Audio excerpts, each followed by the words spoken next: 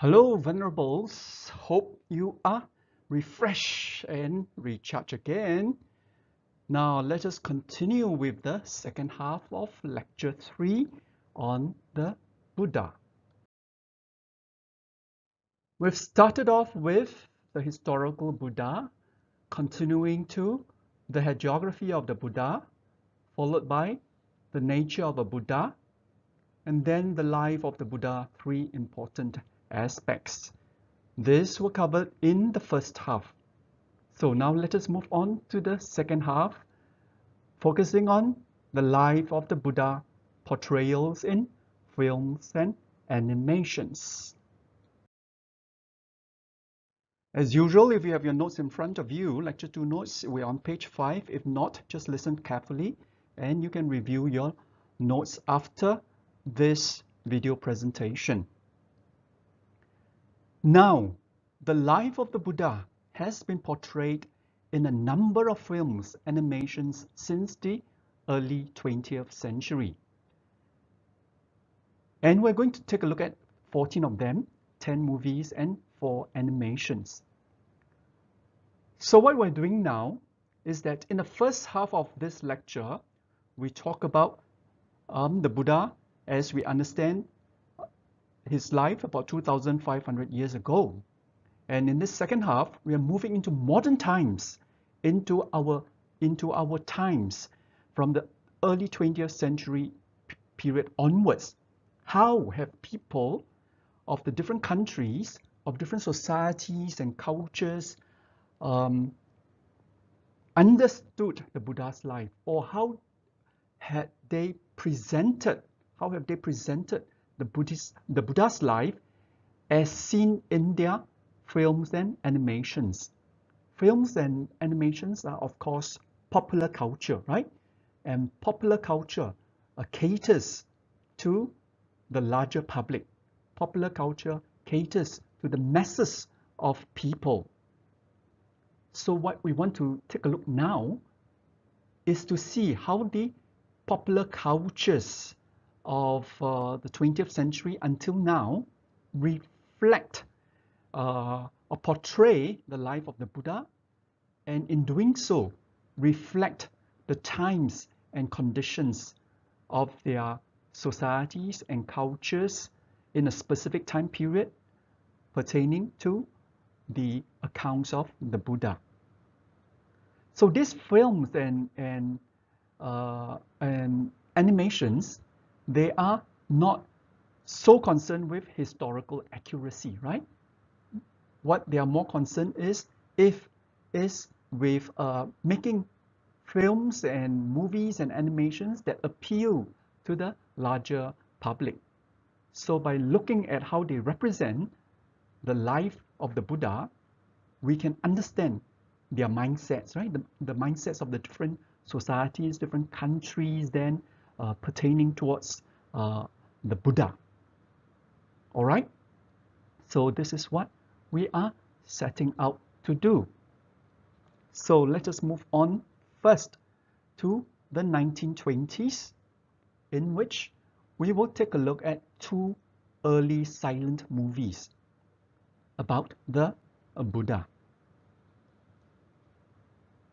Well, in 1923, we have the first known film about the life of the Buddha, and it is called Buddhadhamma.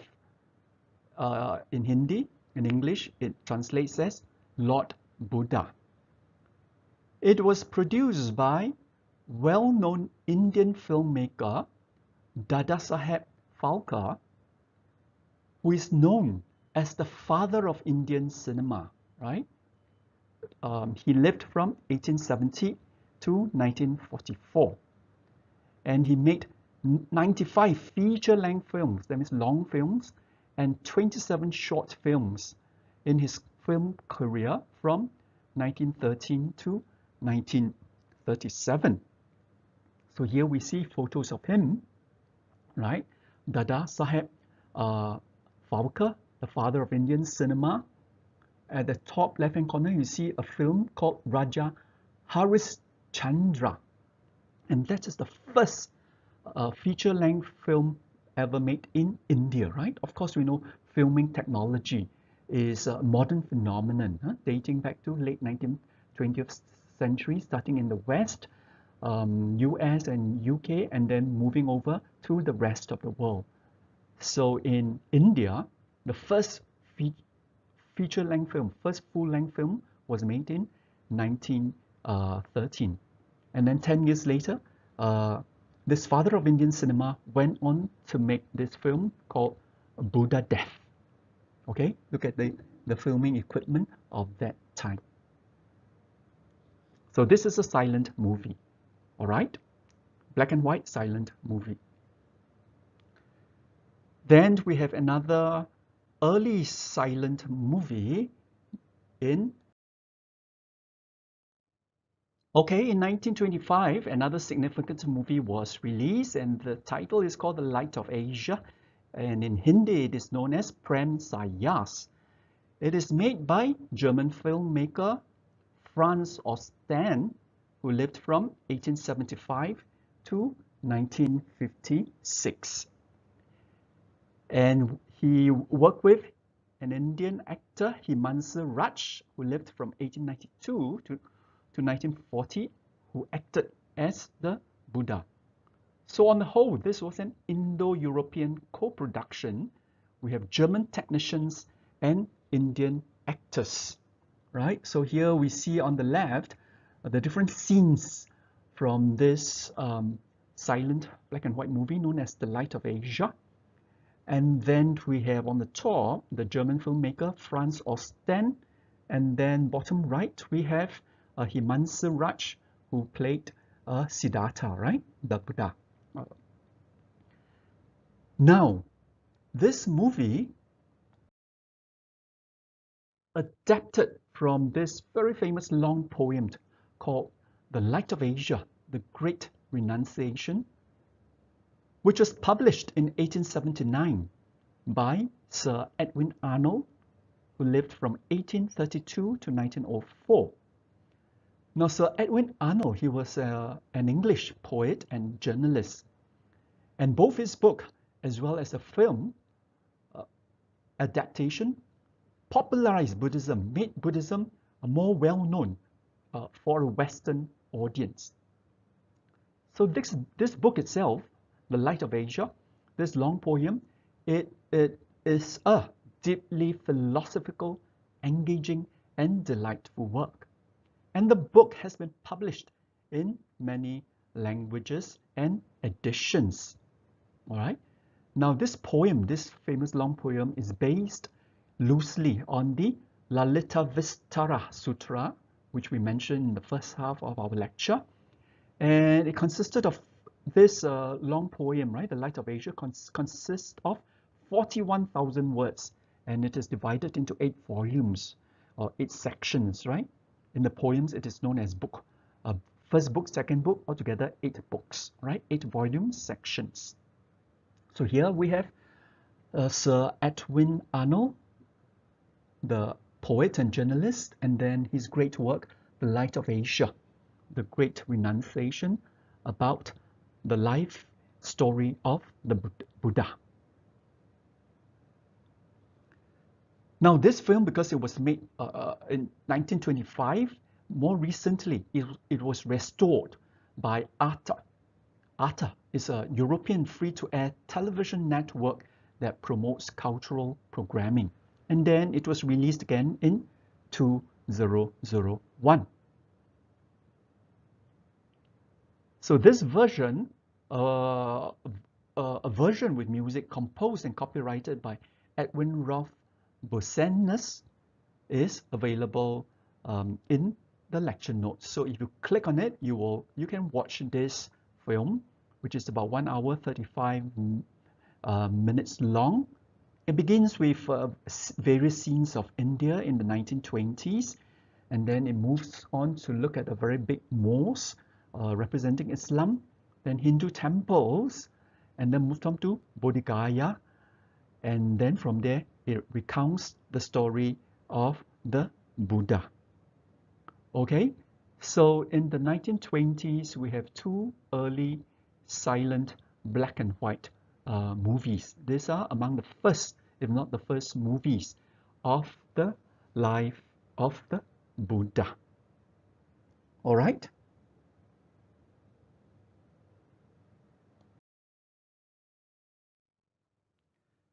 Now then, let us move on to the 1950s to the 1980s.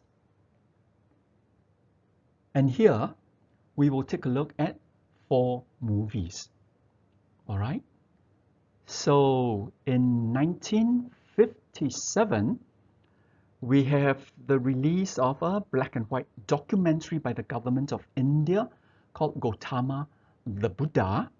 And this is part of the commemorative celebration of the Buddha's 2500th anniversary, right? So as part of the Buddha's 2500th commemorative celebration, the government of India released this black and white documentary called Gautama the Buddha. It was directed by Rajbans Khanna, and it has beautiful images of natural environments, archaeological sites, and ancient and modern reliefs and sculptures and paintings. So on this picture here, you can see a poster, right, of the film Gautama the Buddha, and then a scene from this black and white documentary. Now, this film went on to win a special mention for Best Director, and it was nominated for the Golden Palm or Best Film at the 1957 Cannes Film Festival. Now, the Cannes Film Festival is an international film festival founded in 1946, and it was held annually every year in Cannes, which is in France, and the purpose is to preview new films of all genres of different kinds of films, including documentaries from around the world. All right, so from 1946 onwards, we have the Cannes Film, an international film festival called the Cannes Film Festival, located in France, annually to review new films. And this film, Gautama the Buddha, was given honorable mention at this 1957 film festival. Now, the Cannes Film Festival is the French counterpart, the French version of the famous American Academy or Oscar Awards, which is given annually, right, since 1929. And such awards have been given for artistic and technical merit in the film industry, and it continues still today, right, this year, representing the 92nd American Academy or Oscar Awards. Okay, so this is a black and white movie known as Gautama the Buddha, produced in 1957. Now let us then move on to a Japanese film. Now in 1961, Kenji Misumi, who lived from 1921 to 1975, he directed the movie called Shaka, and it is shown in the USA 2 years later in 1963 as Buddha. Shaka, of course, is the Japanese pronunciation of Sakya, right? Sakya Muni, sage of the Sakya clan. So Shaka in Chinese is Shijia. So here you can see the film poster of this movie, Shaka, and on the right is the director, Kenji Misumi. Now, this film was Japan's first 70mm film. Now, 70mm film is a wide, high-resolution format used for epics and spectacle films, right? That means huge, grand films use this 70mm film gauge. And it was a very expensive feature. And fortunately for the filmmakers, this film, Shaka, also became the highest grossing film in Japan in 1961. So when filmmakers produce film, right, they hope to make a profit out of it, isn't it?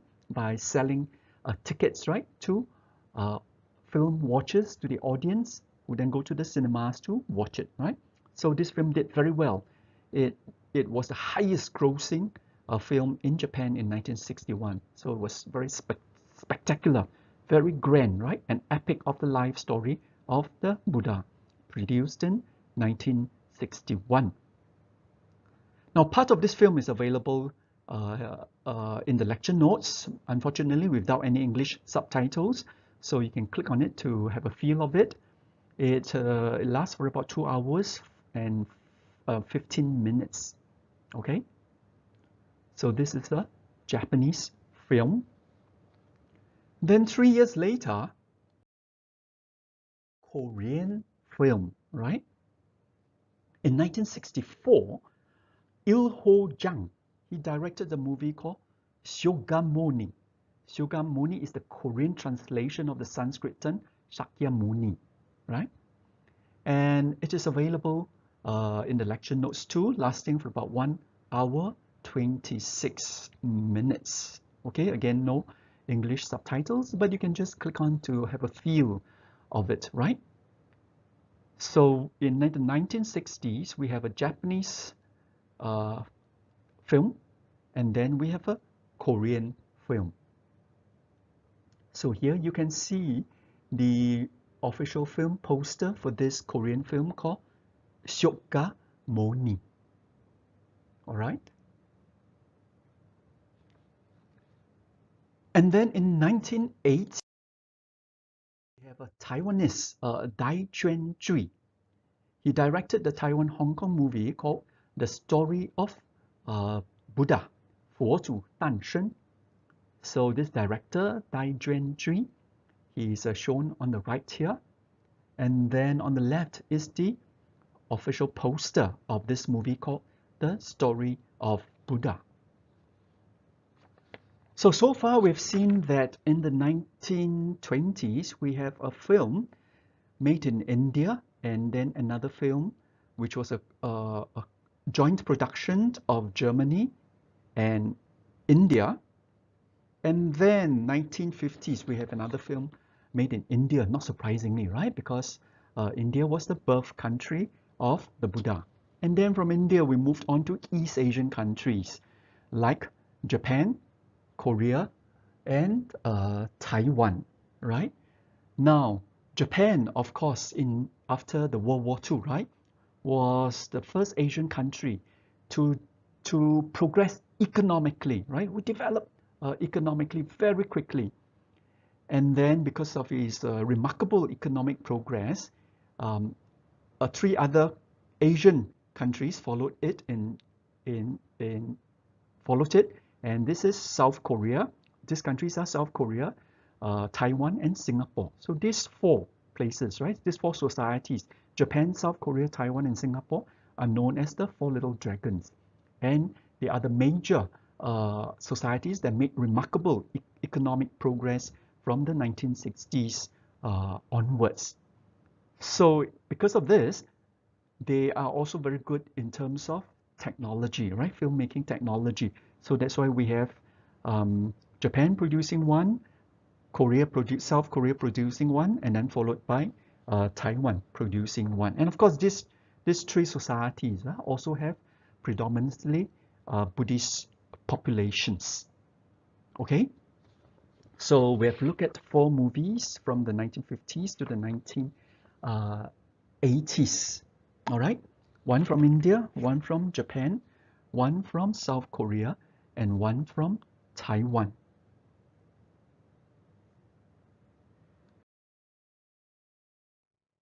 So now let us move on to the period 1990s to 2010s, or more or less 1990s to the current times. And here we shall take a look at 4 movies and 4 animations. Of course, there are many more movies about the lives of the Buddha in many different countries, right? But here we are only looking at selected ones. So 4 movies and 4 animations here. Now in 1993, we have a famous Italian director by the name of Bernardo Bertolucci, who lived from 1941 to 2018, and he directed a film called Little Buddha. And this was an international co-production of Italy, France, and the United Kingdom, and it stars Hollywood actor Keanu Reeves as Siddhartha. All right, so here on the left, you have this Italian director, Bernardo Bertolucci. He is well known for winning the Oscar award for his film The Last Tango in Paris. Yeah, and then we have this Hollywood actor Keanu Reeves, very famous for acting in the Matrix series. So Keanu Reeves in this film acted as Siddhartha. Now in this film, Little Buddha, the life of the Buddha is enacted, is portrayed as a story within a story, right? So this film, Little Buddha, is not totally about the story of the Buddha from beginning to the end, unlike the previous, unlike the other films that we have come across, but it has a story first, and then within the story, it relates the story of the Buddha. So it begins, for instance, with Tibetan monks in Bhutan, and they were looking for a child who is supposed to be the rebirth of a great Buddhist teacher. And because this child was found in Seattle in the US, so the Tibetan monks then moved from Bhutan. They went over to Seattle to look for this boy by the name of Jesse Conrad. And they wanted to bring him back to Bhutan to test whether he's really the rebirth of this great Buddhist teacher. All right? And in telling the story, Jesse's mother then relates the story of Siddhartha. Yeah, and then another Tibetan monk also then goes on to tell the story of Siddhartha. All right, so the life story of the Buddha here is a story within a story of Tibetan monks' search for a rebirth of a Buddhist teacher. Now, this film received mixed reviews, but it was successful in France, being the 19th highest grossing film of the year. Okay, so this film has strengths and weaknesses according to various film critics. Yeah, so it has mixed reception. Yeah, only in France, yeah, did it earn a lot of revenue in the box office. And you can watch this film in YouTube, and the link is given in this lecture notes. It's about 2 hours and 21 minutes. Okay, so this is the film Little Buddha, co-production of Italy, France, and the UK. Now then, let us move on to an animation cartoon. Well, in 2004, we have an Indian animation by the name of The Legend of Buddha, directed by Shambhu Folker. Yeah, and this animation is based largely on Sir Edwin Arnold's poem, The Light of Asia, The Great Renunciation, which we have already talked about, right? So on the left here, we have a scene from The Legend of the Buddha. And then on the right, we have the book, which contains the long poem, The Light of Asia, by Sir Edwin Arnold. And then in the bottom right, we have a photo of the director, Shambhu Folker. Okay? Now, this animation is also available in the YouTube, and you can click on to watch it. The link given in the lecture notes is about 1 hour and 27 minutes. So in this version put up in the YouTube, uploaded on the YouTube, it is actually produced with support from the Economic Development Board of Singapore, right? So towards the end of the film, you will see that Singapore was mentioned. Yeah?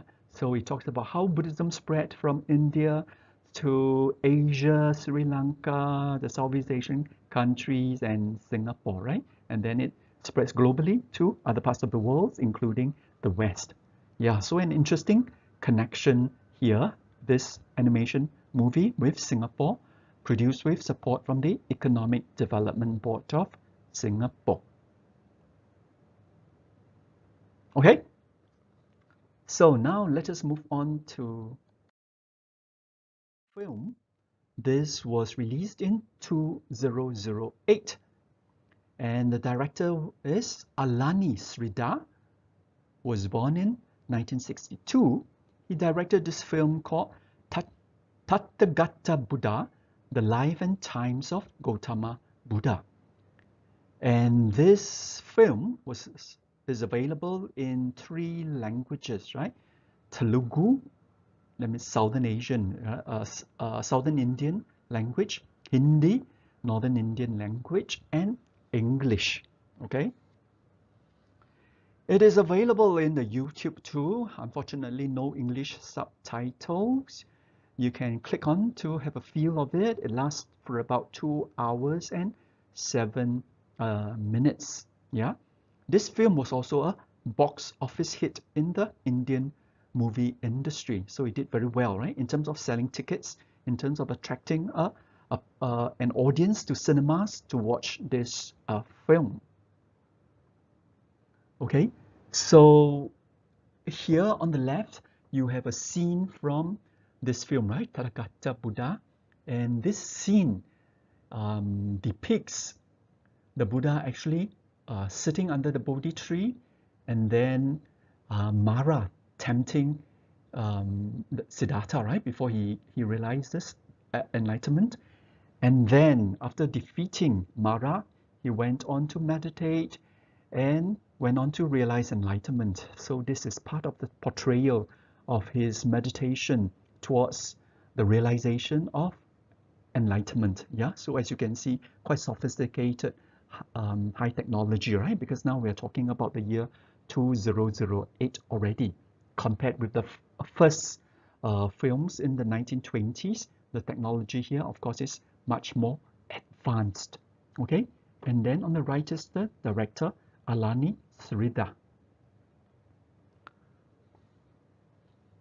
Okay, now let us move on to another animation film in Thailand.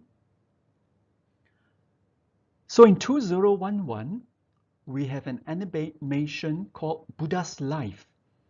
And this is based largely on the Pali Canon and Buddhist commentaries. It was produced by members of the Buddhist community in cooperation with the Department of Religious Affairs and the National Office of Buddhism of Thailand. Yeah? And it is very detailed, lasting almost 5 hours long. And it took 8 years to complete, from 2003 to 2011. And this 5-hour long animation is also available in the YouTube. You can click on the link in the lecture notes and watch it. Now, this animation, because it was produced together, right, on advice with the Department of Religious Affairs and the National Office of Buddhism of Thailand, is the closest account, yeah, or is the portrayal that is closest in accounts to the Pali Canon and Buddhist commentaries. So it is quite worthwhile watching. It is long, almost 5 hours. So perhaps you can watch in segments, right, whenever you have the time. And after watching this 5-hour animation, you will have a very good idea of how the Pali Canon and Buddhist commentaries tell us about the Buddha's life. Yeah, so it is a hagiography of the Buddha's life based on the Pali Canon and Buddhist commentaries. So please make time to watch it, right? Because it is the version that is closest to the accounts given in the Pali Canon and Buddhist commentaries. So on the top left hand corner, we have a scene from this animation known as the Buddha's Life, produced in Thailand. Okay. Next, we moved on to two Japanese animation films. Yeah, one in 2011, part 1, and then part 2 was released in 2014. So let us start off with the first Japanese animation film released in 2011. It is called Buddha, the Great Departure. In Japanese, it is called Tezuka Osamu no Buddha, Akai Sabaku yo Utsukushiku. Okay, if you can read Japanese here, you can see the official film poster given on the right. All right. Now, this animation was directed by Kozo Morishita, produced by Tezuka Productions, animated by Toei Animation, and distributed by Toei Company and Warner Brothers Pictures. And this film was nominated for the 2012 Japan Academy Prize for Animation of the Year. And now it is available, right, in the YouTube, unfortunately with no English subtitles, and it lasts for about 1 hour and 50 minutes. However, if you can understand Vietnamese, there's also a version with Vietnamese subtitles, and you can also find this YouTube link in the lecture notes. All right. So on the right, you have the official poster of Buddha, the Great Departure. And then on the left, you have a picture of Osamu Tezuka. Well, who is Osamu Tezuka? Now, this animation was based on Buddha, which was a 1972 to 1983 manga series drawn by this very famous person called Osamu Tezuka, who lived from 1928 to 1989. And Osamu Tezuka, is known as the father of manga, or the god of manga in Japan, right? Very well known. And on the left, you can see him, and you can see the many animations that he's very famous for. Yeah. So including, for instance, Atomic Boy. Yeah. And all the other characters, perhaps you are familiar with some of them.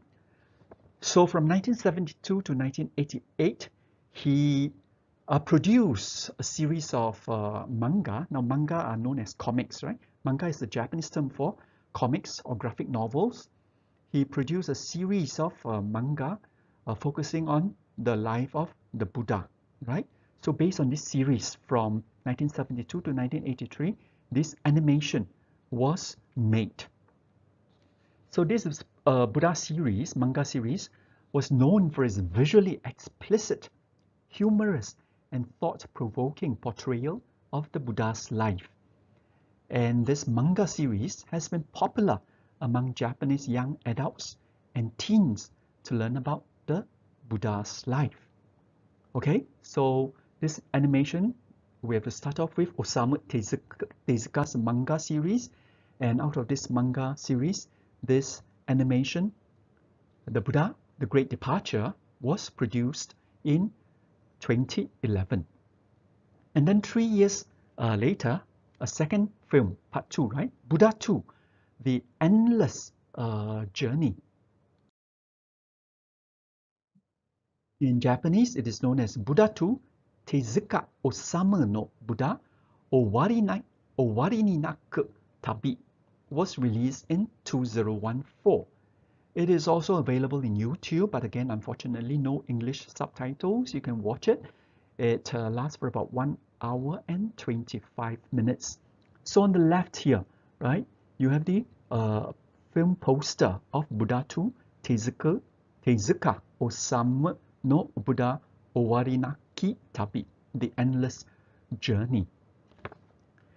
Now, these two Japanese animations, like the manga series of Osamu Tezuka, contains fictional characters, right? That means contains characters that are not historical, that are not present during the times of the Buddha, right? So fictional characters were created to make the manga series, to make the films more entertaining, right? After all, when we are talking about films and animations being part of popular culture, they are meant to entertain, yeah, the public, the masses, right?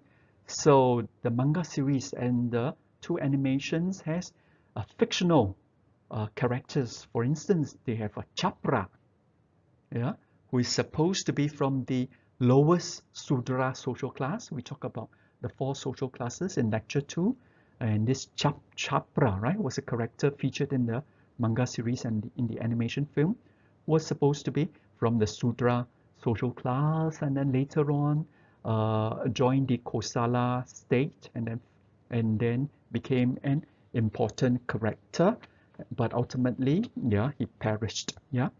Then another fictional character was Asaji, who is a strange boy who can somehow predict the future. And yet another fictional character is Depa, right? A monk who has one eye, right? So all these are fictional characters. So when we look at films, right, which are part of popular culture, again, we're not really looking in terms of historical accuracy, right?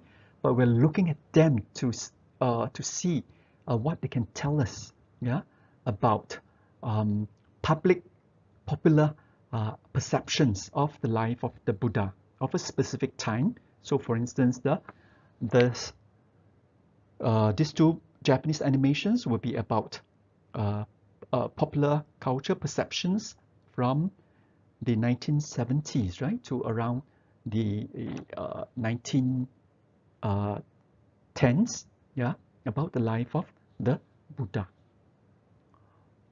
Okay.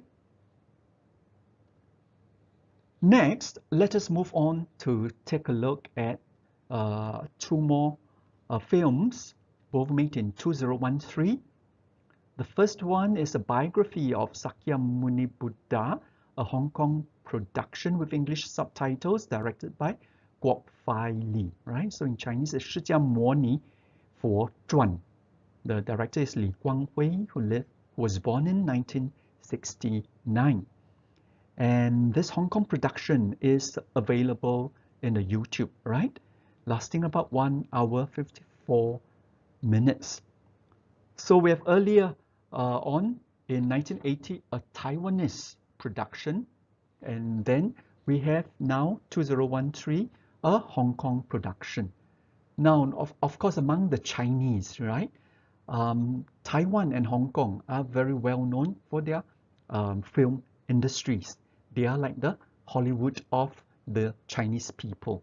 Okay, so that's why we have the life stories of the Buddha produced first in Taiwan and then in Hong Kong.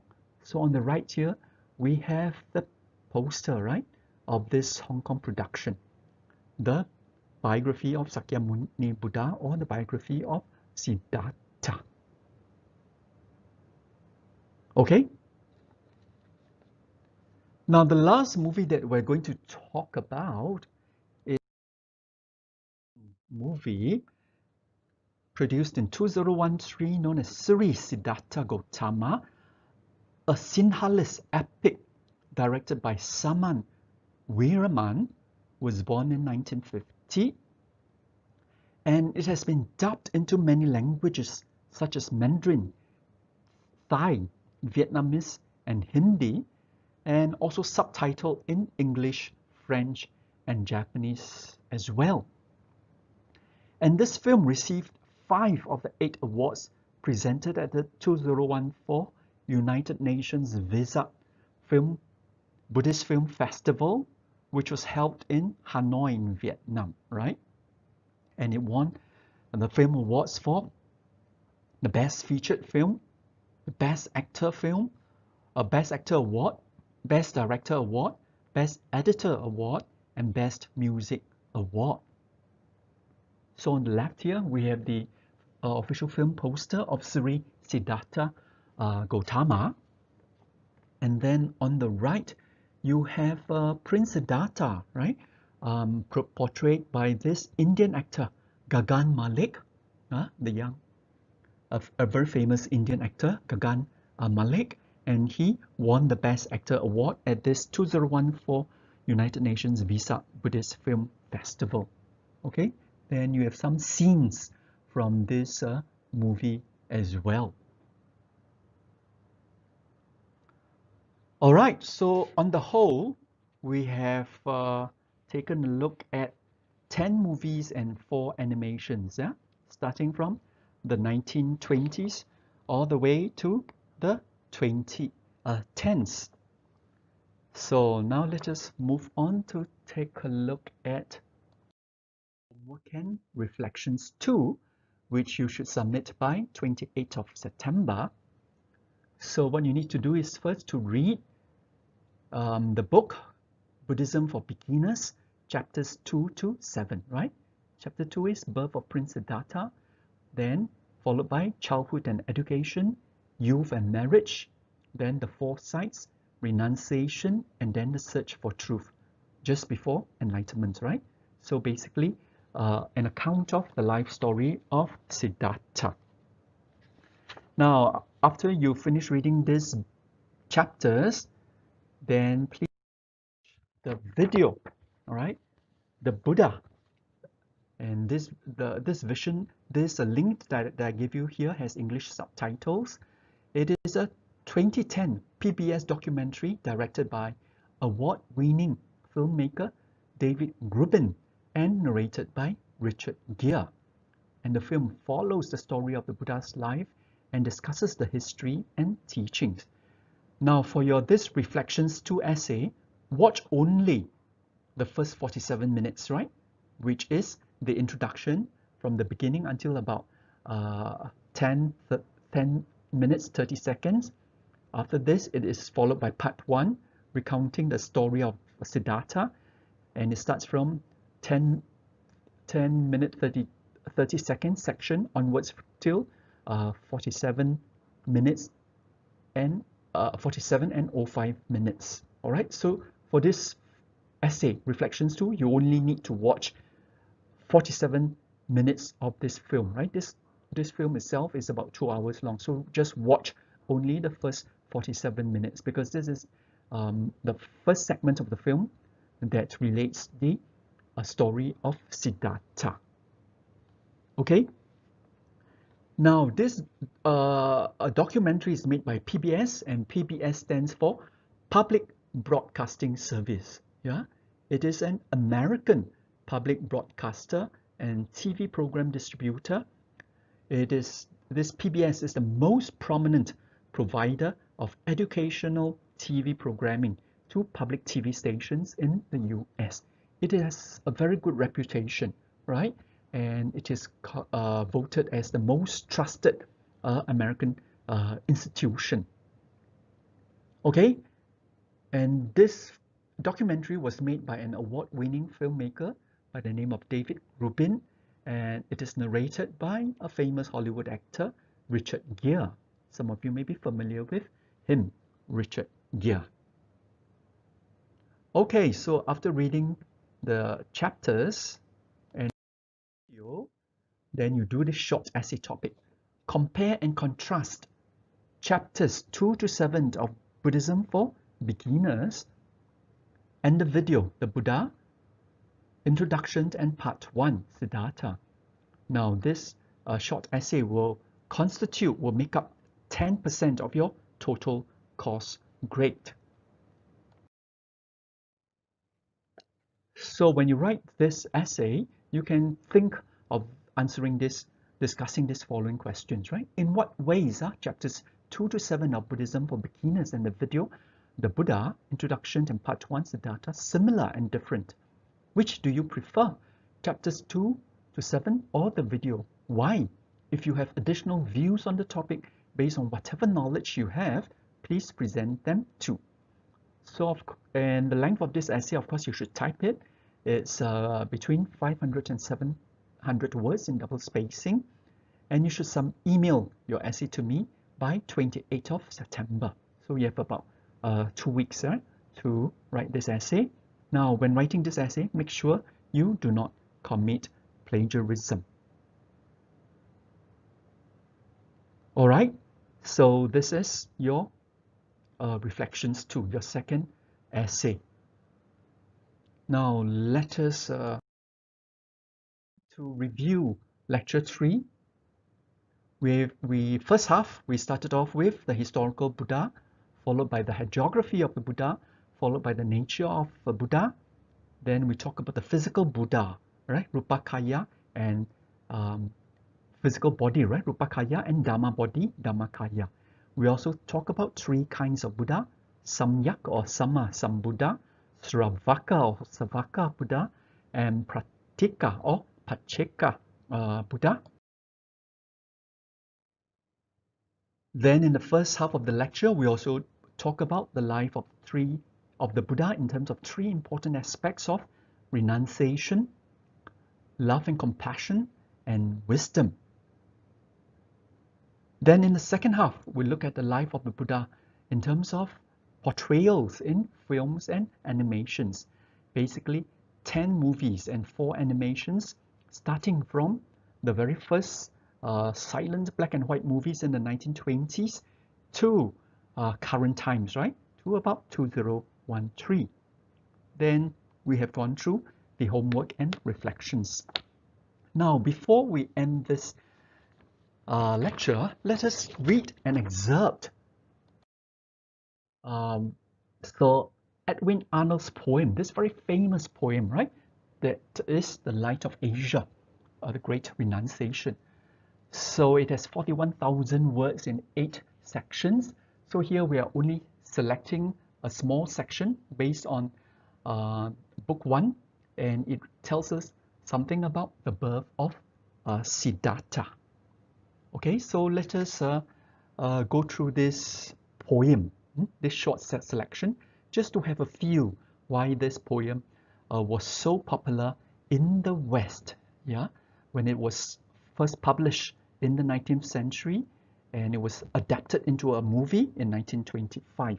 It basically introduced Buddhism to the Western audience and made Buddhism more easily understood among the Western people of the 19th, 20th century, late 19th century and early 20th century. So let us have a sense of the poem. That night, the wife of King Suddhodana, Maya the queen, asleep beside her lord, dreamed a strange dream.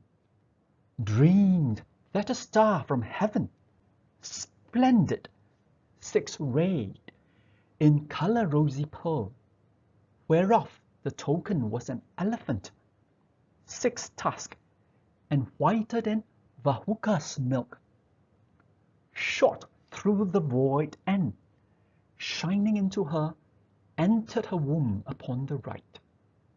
Awake, bliss beyond mortal mothers filled her breast. The strong hills shook, the waves sank loud, all flowers that blow by day came forth, as it were high noon, down to the father's health. Past the queen's joy, as when warm sunshine thrills, wood glooms to gold, and into all the deeps a tender whisper pierced.